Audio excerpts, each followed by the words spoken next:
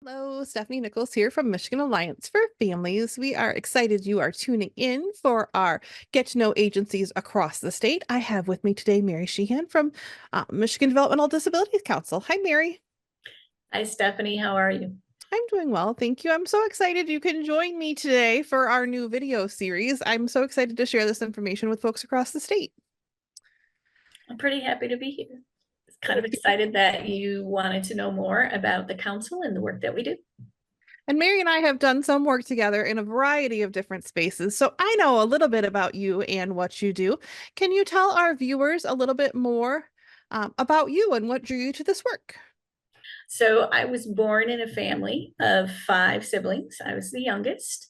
My mother was employed with a local school district working in a program called the Young Fives. So they were students that were of age to begin kindergarten, but were not quite ready either emotionally or academically for that. And so I kind of learned information about people who learned in different ways, had different learning styles from my mom. And my dad had always been a public servant. So I learned about public service from him. I grew up with an aunt with Down syndrome, and uh, one of my brothers, who's 2 years older than I am, had a brain tumor when he was just 2. So he grew up with a closed head injury. And then when I was in high school, I met Kevin. And Kevin is a person that's on the autism spectrum. And he and I got acquainted in high school. Uh, Unfortunately for him, he lost both of his parents uh, after high school. And he sort of adopted my family. So since high school, he's really been like the other brother. um, and so I guess it was kind of from that personal history that it really made sense that I chose a career in the field working to try and make lives better for people with diverse types of disabilities. You could say it's kind of in my blood. I grew up with it. And so I think that's really what drew me to this field and to the work that I'm doing now. I think it's so interesting. Both of my parents are educators also, and like then you get that firsthand experience, that one relationship where you're like, oh, there's so much that needs to happen here. How do I start to help? What do I do? How can I support you? And then Yeah. it shifts your whole life trajectory. I'm so glad that you found your calling. I think you did. You are with the Michigan Developmental Disabilities Council. How long have you been there? I've been there since 2017. Excellent. And tell me about your role there. Well, my title is called Community Inclusion Coordinator. And so the work I do is primarily in the education realm, making sure that all the mission, the vision, the values of DD Council and the information about initiatives that they do gets out there so that it's available to all Michigan citizens. Can you tell me about that mission and vision and the work that they do? What is the DD Council? Okay, so DD Council is until this last year was made up of 21 Michigan citizens appointed by the governor. The council members are people with intellectual and developmental disabilities, family members of people with IDD, and professionals from state and local agencies who provide support and services to people with IDD. Because lived experience is like a driving force behind our efforts to advocate for a brighter, more inclusive future for everyone, the governor recently expanded the council by 4 members. So we now have 25 members on the council. Those 4 open positions were given only to people with intellectual or developmental disabilities and family members of people with IDD, so that they have an even greater voice at the table from beginning to end of any project. So again, that diversity really enables us to improve systems and services within the state and really assure that the voices of people with IDD and their families are being heard. Is Michigan the only state that has a Developmental Disabilities Council? No, in 1970, Congress established state councils on developmental disabilities. So it's actually based on a federal law.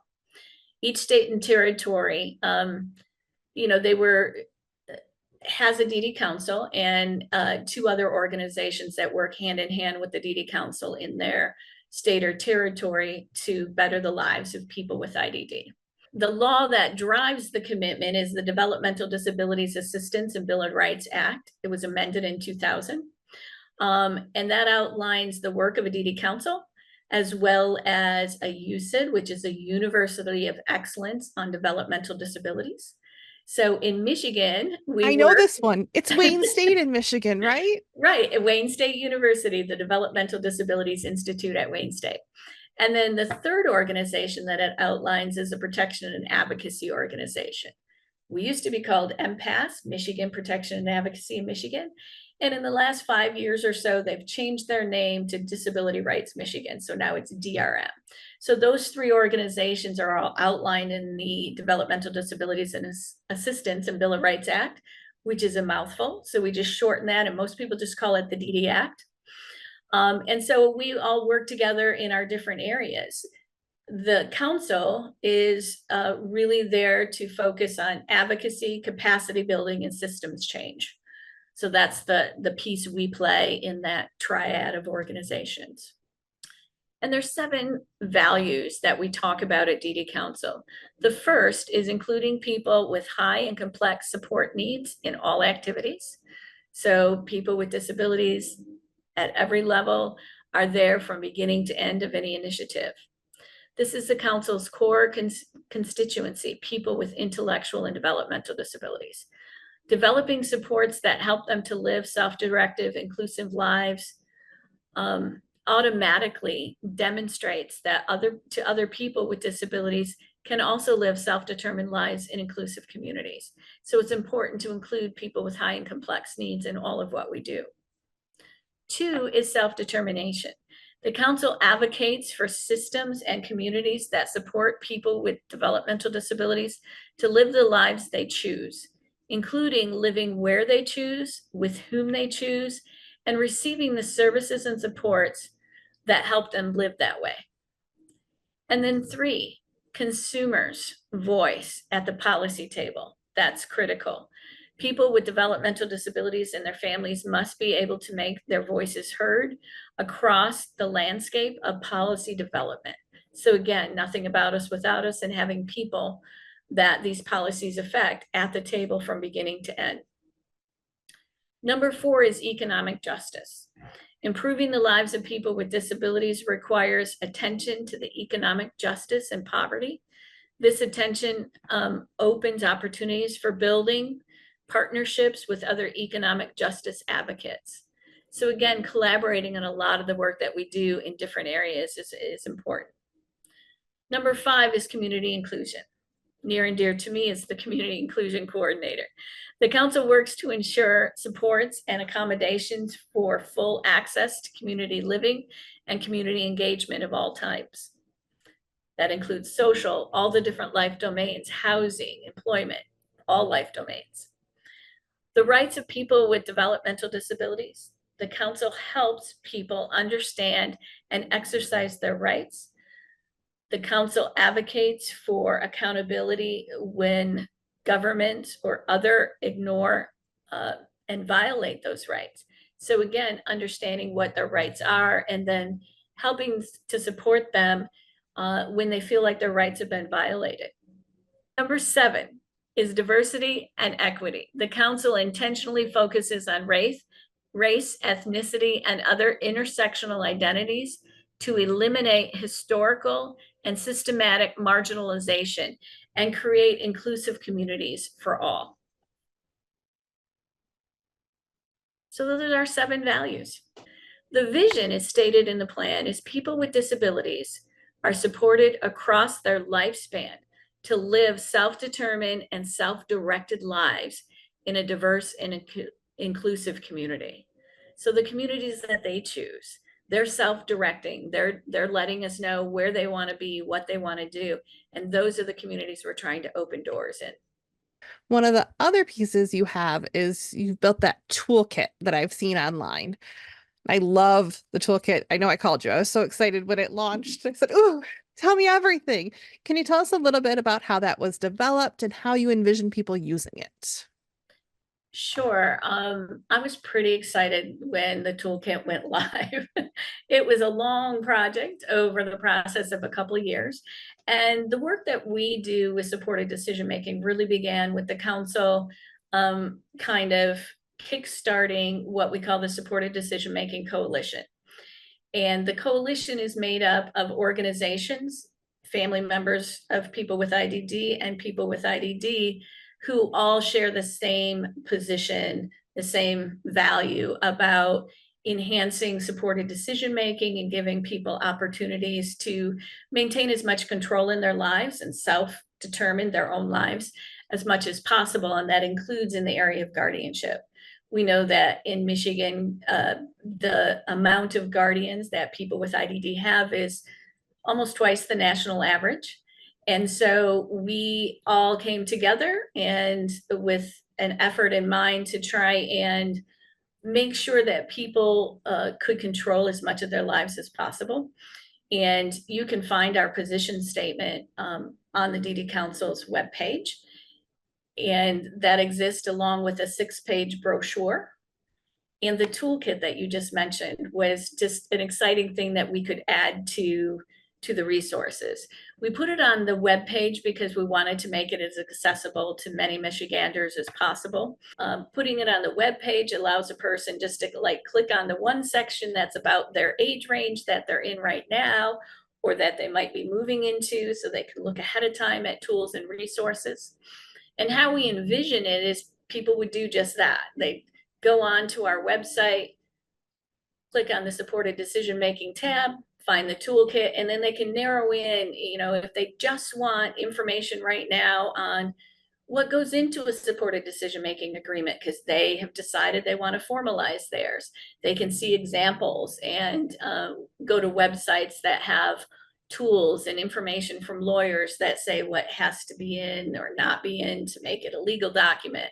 I love how you guys broke it down by age group, that we're not thinking about this when we're turning 16 or when we're turning 18. This isn't something that's in the future, that this is something that's starting with our young kids, where we're building their own power within themselves, and that they know what that looks like and what tools are out there as the children are aging, that it's not something that's for later or like, oh, once we get to transition IEPs, then we're going to think about it. That I love that you guys started at such a young age.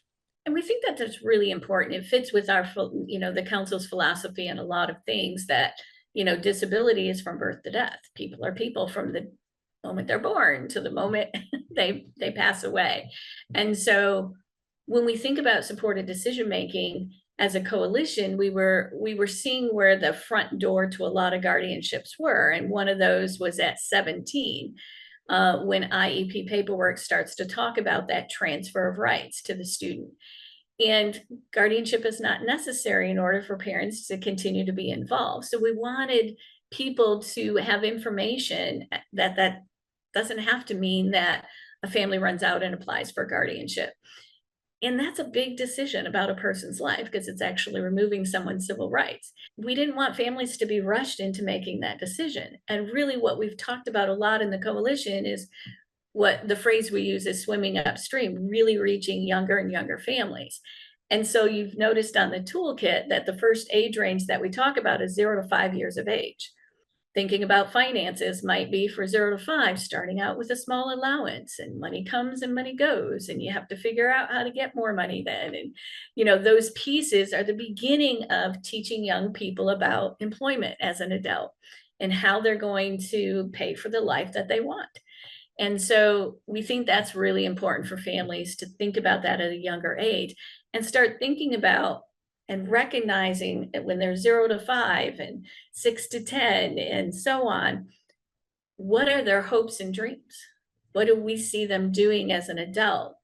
And like every parent, preparing our children for the time that we're no longer here, because the likelihood is that our children will outlive us.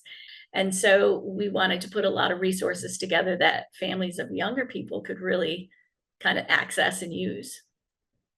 I love the resources that are compiled. I think that parents in general, we'll say all parents kind of struggle with that. Like, this is not what I dreamt of for my child. This is where they were supposed to go. They're supposed to go be a doctor. They're supposed to go do this.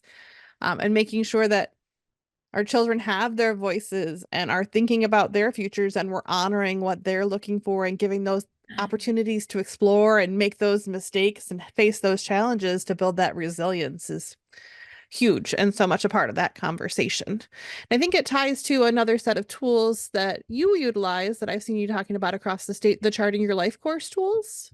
Part of the catalyst when we put the toolkit together was the Charting the Life course tools that think about an individual in the context of their whole family and think about an individual in the context of their whole lifespan. So Charting the Life course is really a framework that helps individuals and their families of all abilities. We get that question a lot. So could I really use that with my son or daughter? Because they have really high and more complex needs than most people with IDD. We think of people in the all. So all families of all abilities. Let's break it down. Let's find another way to look at it. And it's something that's so useful when you're trying to see that bigger picture and then figure out some of the steps to get there of what your priorities are for everyone. Absolutely. Anybody can use life course tools to kind of pick apart any problem that you need a solution to. The problem might be, where should I work? The problem might be, what should I do in retirement? The problem might be, where can I get the support that I need for my son or daughter who doesn't speak verbally? How do we afford that? How do we afford the tech that we need to make their life as inclusive as possible? And so life course tools are great because it really does look at the person in the context of all ages, of people want to develop a good life for themselves. And that's really what life course does. It doesn't dictate what a good life is. It's tools that you can use to help yourself and the people that support you, your family, and anyone outside your family that you've brought into your circle of supporters, and we all have them. That could really help you kind of figure out your trajectory and how to get that good life that you want. So, how you can break it down and think about it, I thought was really useful. And it was great for charting the life course, for having the plan. Yeah, I always think about it.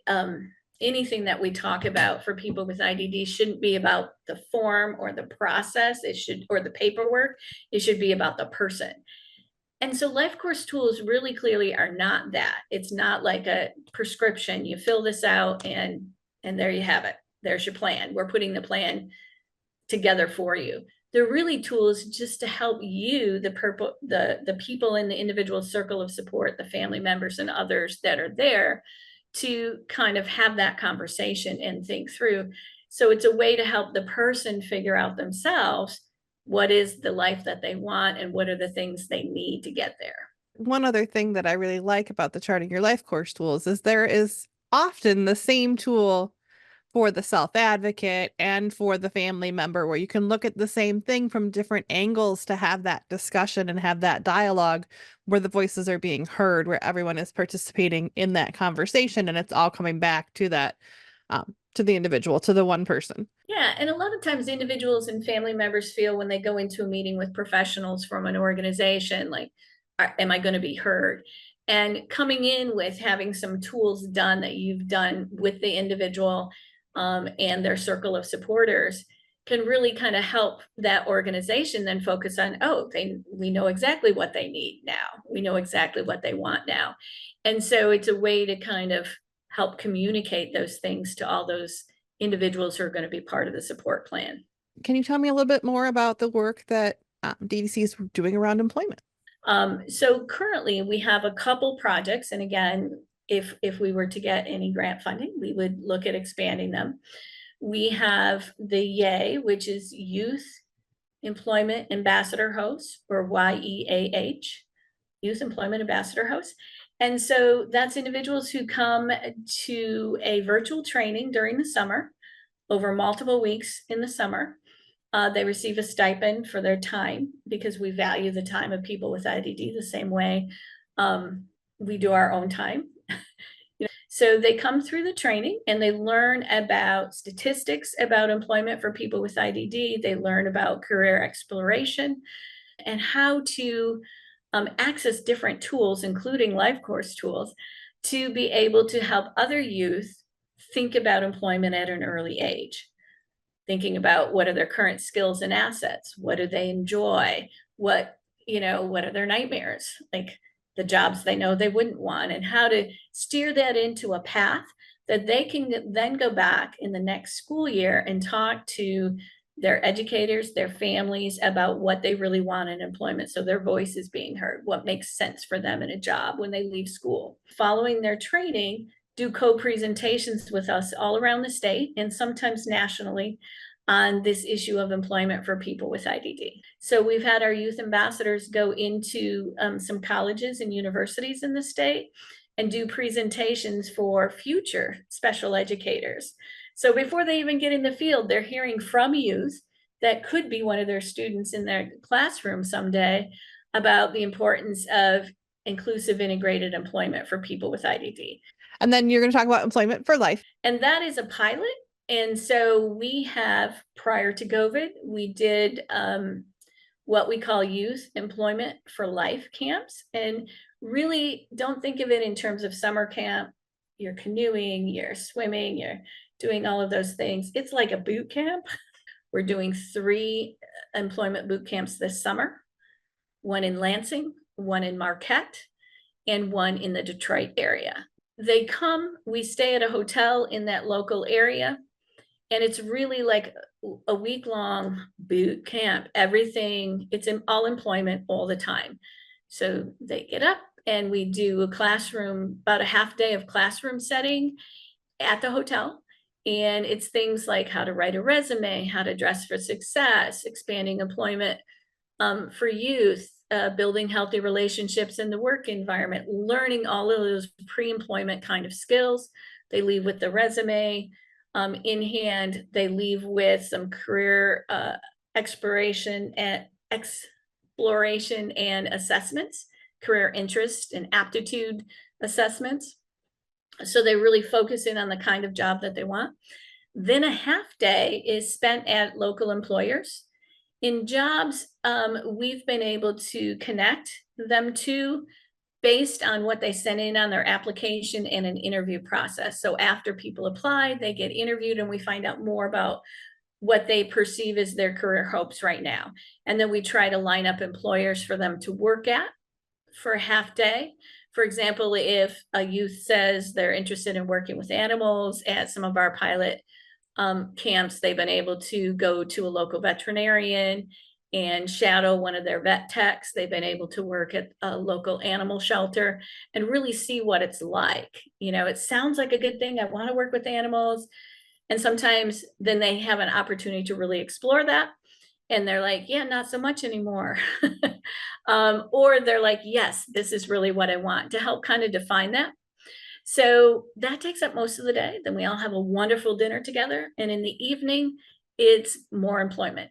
And so they have presentations, again, similar to the topics that I talked about before. That's when we do more of the building healthy relationships at work from that curriculum.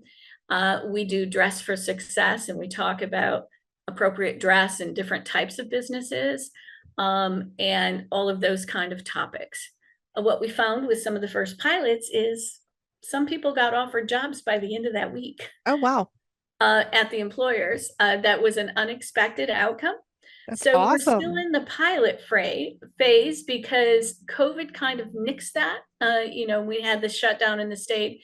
It really wasn't viable to do it for a couple summers. So that's why this summer, instead of just having one camp, we have 3 camps slated. And we may be even able to expand that because we would like to see every area of the state, every region. And when I'm talking about regions, we go by the Michigan Transition Service Association, or MTSA regions. So we've been able, after this year, to have 1 camp in each region, but we'd like to see it sustainable and local organizations do this every year. And that's going to be a piece of what we hope to get funding for.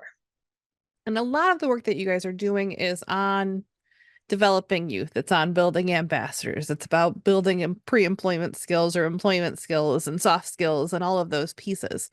Why is the youth voice so important in all of that work and the other pieces of society that we live in? I mean, you guys spend a lot of time focusing on growing the youth voice strong. Can you tell me why? two things: nothing about us without us. So, of course, we want the voice of youth to be involved when we're talking about expanding employment for youth. It's their lived experience. So, they're the experts on what it is to be a youth and try and get a job and have a disability. And they may also be the expert on being a youth from multiple intersections and trying to get a job as a youth with a disability and represent the community of people of color or represent the LGBTQIA plus community, and all those things that can become and have in the past been barriers to employment for people. And so we want their voice to be heard. So the nothing about us without us approach, but also the idea of reaching them younger and younger. The longer you have, the longer runway you have to take off, the more information you can gain in that longer runway. So if we start younger and getting them to think about it then versus like my brother, who maybe, I'm sure it was like 18 years, like, oh, you're going to leave high school now. What's going to happen? And really those things happening at the last minute don't give the circle of supporters and the organizations that are there to help support them the time they need to really put out a strategic plan for how it's going to happen. And so that's why it's important to reach youth. And then beyond youth, because children and young adults with disabilities grow into adults. Surprise. Tell me about Self Advocates of Michigan. So, Self Advocates of Michigan has changed in the last 5 years. They were more run by organizations than by the self advocates. And it's really important for us, and a piece of our mission and our values is having people with IDD at the table from the beginning to end of any initiative. And so really kind of hearing that, we asked for the evaluation, and that information really led us to thinking about Self Advocates of Michigan and ways to change what was happening in the advocacy movement in Michigan to be more focused and centered around what people with IDD were saying they wanted and needed. So Self Advocates of Michigan is a statewide organization of leaders with developmental disabilities that advocates for diversity, inclusion, equal rights, and self-determination for individuals with disabilities. So it's created by, run by people with IDD themselves. So SAM is available for any individual in the state of Michigan that's over the age of 18 that identifies as a person with intellectual or developmental disability. So at Michigan Alliance for Families, our focus, our expertise is all things special education. We want to make sure families across the state know their rights, know what it's supposed to look like, know what the law says, how to be involved. We talk about least restrictive environment in the education world, that's being educated with non-disabled peers as much as is appropriate for the individual. One of your core principles is about community inclusion, and these so go hand in hand, again, as children are growing into adults. Can you tell me more about why that's one of your core principles and why that's so important? Well, community inclusion, as I said, is coordinator is my title. So it's really important to me in the work that I do, but it's important to me as a person. It's important to me as a sister and a niece and a family member that my loved ones who've had disabilities have equal access to everything in their community the same way anyone else would. And so that is a core value of DD Council as well. It's important to have people have that same access. When we talk about the issues of health equity, when we talk about equity in our communities for people of color, for people that represent the LGBTQIA plus community, it's the same thing. We're asking for that same inclusion and connection and accessibility for people with developmental disabilities as well. And having that in our community helps every member of our community, not just those with disabilities. It's the right thing to do to have equal or equitable access for everyone. I think the right thing to do is a good reason to do things. I think it's still astonishing to me how recent some of this legislation is and some of the shift in thinking is. it was not that long ago that there was a segregated society that was created that created this vulnerable population that was abused and taken advantage of on a continual basis. That inclusion shifts that where everyone is in our society together, and that's the right thing to do, as you said. I think you're right. Inclusive housing, going from institutional settings to being able to have apartments in the community with the supports they need. And there are laws that have been put into place to assure that that happens. But I'm sometimes surprised as we talk about that, and as I present to different groups on topics like that, where people are like, yeah, but aren't people just better off? No. Living in institutions, isn't it safer for them? No. And so there's still, we're not that far away, as you said, from the way, from segregated settings for people with IDD. And so it's really like hitting each of those life domains: employment, housing, relationships, all of those different life domains that we take for granted that we just have access to. It's making those life domains accessible to all people. You talked about relationships. I know you do not a little, you do quite a bit of sexuality education. Tell me more about what you're doing and who it's for. So we have been able since 2017, when the end of that calendar year is when we put together the first Sexuality Education Summit in the state of Michigan for people with IDD.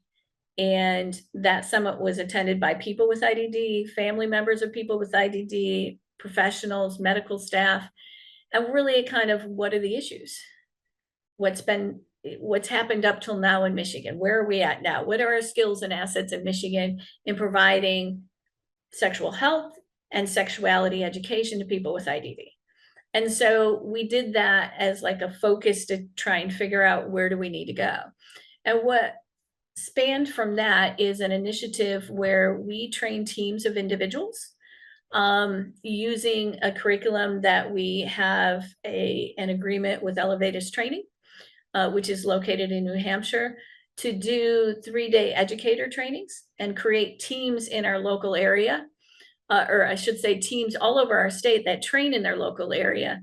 And those teams contain family members, people with IDD, and professionals all working together. And the initiative provides them with the Elevatus Training curriculum, which is a 22 lesson curriculum covering each of the 16 dimensions of sexuality. DD Council has its position on sexuality located on our webpage under publications. And if you look at position statements, you'll see our position. And we want all people in Michigan to have access to factual information. And we want people with IDD to have access to factual information that pertains directly to them with an intellectual and developmental disability. So again, our principles are nothing about us without us, and that our community includes everyone kind of fit into our initiative there as well. So we have peer educators with IDD working alongside to provide this curriculum and the training within it in their local area. Talk to me a smidgen. We have parents here that are just hearing about these concepts and they're hearing you say sexuality education, and they're saying, well, my child did sex ed at school. They've heard about sex. They understand the logistics of how that works. That's all they need to know. You're just talking about sex. Is that right? Are you just No. talking about sex? No. We often kind of joke about that because we get that comment a lot. Like, why would I teach my son or daughter about sex? Because I don't want them to have sex. Well, the more you teach people about it, studies show that there's fewer STIs and STDs, there's fewer unplanned pregnancies, and there's a later onset of their first sexual experience. So think about that for a minute. The more education people get about sex, and I'm just talking about one piece right now, sex, intercourse in all its forms, the more education people get about it ahead of time, the more likely they are to delay that first sexual experience. Now, let's talk about dividing sex and sexuality, which are two very different things. So we talk about this when we do the trainings for guardian groups and family groups and with people with IDD. Sex and sexuality are two different things. When we talk about sexuality, it's a much bigger topic. It includes everything from body parts to how the media portrays sexuality, laws that pertain to sexuality. That's different than just sex, which we define as intercourse in all its forms. So again, it's a much bigger topic, and it's important for all people to recognize that in American culture, sexuality exists every day of your life. It exists in media, it exists in conversations you overhear, it exists in things you see. Products are sold using sexuality. All of those kind of things are important things for people with IDD to understand, along with everyone else in the community. And so as they grow and change, their body grows and changes. They go through puberty at some stage. It might be in a different age range than the neurotypical peers, but they all experience. And so we want them to have that information early on, and so that they can be prepared when their body changes. They can be prepared when their emotions change. They can be prepared in helping them to understand, their own sexuality. So another misnomer that a lot of people have is you're teaching them your own set of values about sexuality. And that's the first day of the 3-day sexuality educator training, is all about not imposing your own personal values on anyone else. I just think that it's really important for people with IDD to be self-determined in all aspects of their life. And that includes sexuality, because as living, breathing human beings, they're also sexual human beings from birth to death. When I think being a sexual human being with autonomy over your body and your choices, and that there is often a focus on compliance and following directions and getting in line for individuals with IDD, and how important it is that it's your body and your choice for things that happen to your body and what to do. So critically important. We talk a lot about that whenever I do the trainings, is, when I give examples, we send a lot of mixed messages about sexuality don't just happen at puberty or high school or college age. They happen early on. We'll call her Aunt Agnes for now. So if Aunt Agnes is like leaving the family event and you're saying, go give Aunt Agnes a hug, and the child says, oh, no, I don't really want to. Oh, come on, you'll hurt Aunt Agnes's feelings. Well, really, you've just given, not meaning to, but the message that you don't own your own body. Somebody, an adult, can touch you even if you don't want them to. And so it's really important to have the right, to make sure you understand that children are getting messages at a very early age. And you need to weigh, what are the messages I really want them to get? That I own my own body and that I get to decide what's right for me. That same young child then could progress to adulthood and feel like other people can touch them, even if they don't want them to, even if that feels yucky to them. But because I should be submissive and compliant, or because I have a disability, I'm not entitled to privacy. Those can be really critical things. So it's the difference between teaching sexual self-advocacy, and self-advocacy is really tough. And self-advocates have told us that sexual self-advocacy is even harder because of all the stereotypes and taboos about sexuality and people with disabilities, all those myths and stereotypes that are perpetuated about them. And so learning that sexual self-advocacy at a very early age really begins with body autonomy. I get to decide what happens to my body. And then we also, Elevatus has created a parent curriculum.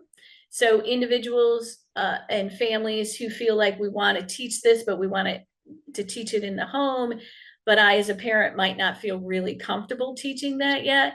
It's kind of a self-paced, self-taught course for parents, and we can help you to access that information.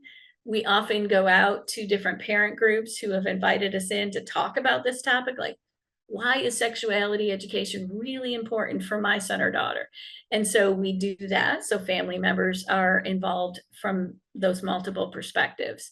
I'm glad that you are educating youth, young adults, educators, peers, everybody. Let's educate everybody on this topic for sure. Yeah, I think it's important. Me too. And then we also try and get into the colleges and universities with information about this, including like medical colleges and universities. We know that sexual assault is much higher. It's people with IDD are 7 times more likely to experience that. So getting into the colleges and talking to people who are studying to be sexual assault nurse examiners, and individuals in those types of roles, to those going into special education, to medical personnel, to talk about sexual health in a different way and get comfortable talking about it to people with various types of disabilities. So our initiative is pretty big. And then kind of a spin-off of that original curriculum is communication cards for those who don't communicate verbally, who use augmentative communication devices. So we have cards that can be used on their, point communication boards. And then we have the Building Healthy Relationships at Work, which really ties in sexuality and employment, where we talk about things like, what is sexual harassment? How many times should you call a colleague outside of work? All of what could get you in trouble at work? What could get you fired at work? What constitutes illegal behavior at work? So all of those kind of things really kind of address the issue of sexuality in different life domains for people with IDD. And I saw that there is a Building Healthy Relationships at Work program coming up this fall that Yep. it looks like it's multiple sessions, 2.5 hours a session, kind of dive into those topics. You also have information listed on your website about peer mentoring. Can you tell me a little bit about what that is? Peer mentoring is for individuals that are supported by a local community mental health, or what we often call CMH, who have gained enough skills and gotten to a point of life where they're really skilled in certain aspects of getting through day-to-day life, and have the ability then to turn around and help educate other people supported by that same community mental health. They can, like any other community mental health staff, bill for Medicaid for the services they're providing. So it really helps the CMH by lessening the load for supports coordinators. So for example, if you were a person with IDD and you just really needed help to learn the public transportation system, and it was kind of felt like just putting you on a bus on your own is not going to be safe at this point, a peer mentor might be able to provide that training for you. And so they would go with you, they'd help you to learn the bus system to your job, or maybe a few community places you wanted to go, the library, the post office, the bank, whatever, until you got comfortable using that. But there's tons of opportunities for peers to mentor other peers. DD Council provides the training for the peer mentors, and then they're sent by their local CMHs and utilized by their CMHs. That the DD Council's role is the training and development of those skills to be able to be used across the state. It's the training and the building of that, like marketing that idea and that concept to other CMHs. Our hope is that there'll be peer mentors in every community mental health in Michigan. Right now, it's, I think, somewhere between 11 and 13 are using peer mentors. We'd like to see that grow. Yes, the council does provide the peer mentoring 101 that gets them started. I'm just hearing about peer mentoring. I'm feel like this might be a really good fit for myself, for my child. I already have community mental health services. I should say, hey, do you have peer mentors? Or how do I have this conversation? How do I explore if this is a possibility to provide support to me? Probably the best thing to do would be to contact Tracy Vincent, and she's available at vincentt1@michigan.gov. Email her, have that same conversation via email. She can tell you whether your local CMH is currently using peer mentors or not.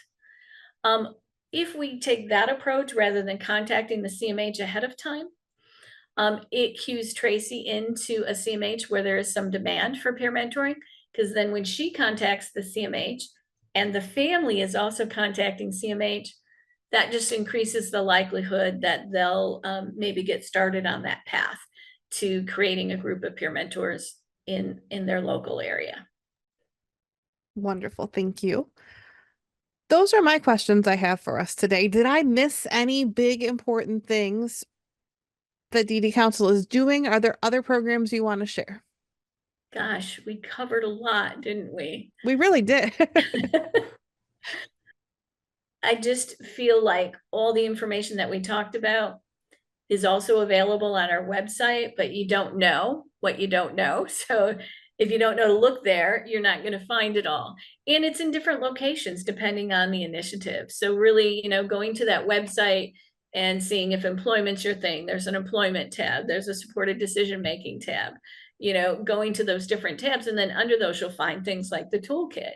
And all, families have described it to me as just like, whoa, like, oh, where has this toolkit been my whole life? And so that's why we do a lot of the trainings that we do around the state, just to let people know, what's out there, what's available. So that's why coming here today and speaking to you even virtually is such an important thing, because more people will know that they can look for the resources there. Mary, thank you so much for joining us today and sharing insight into what you're working on over there with your team, and so many wonderful opportunities for youth, young adults, families, everybody across the state. We're so glad you're doing all this fantastic work, and we're glad you could share it with us. Thanks for joining us today. Thanks so much for having me. We always enjoy working with Michigan Alliance for Families, and we share so many of the same values as we talked about earlier. So, and we enjoy working with Developmental Disability Council as well. If you have more questions, do not hesitate to reach out to your regional parent mentor in the area where you live. They can connect you with resources. And I think you could probably reach out to Mary with questions too. Yeah, always feel free. All of our staff are listed on our webpage, and contact us regarding the initiatives that we work on. Thank you so much. Have a great day. Bye, everyone. Bye.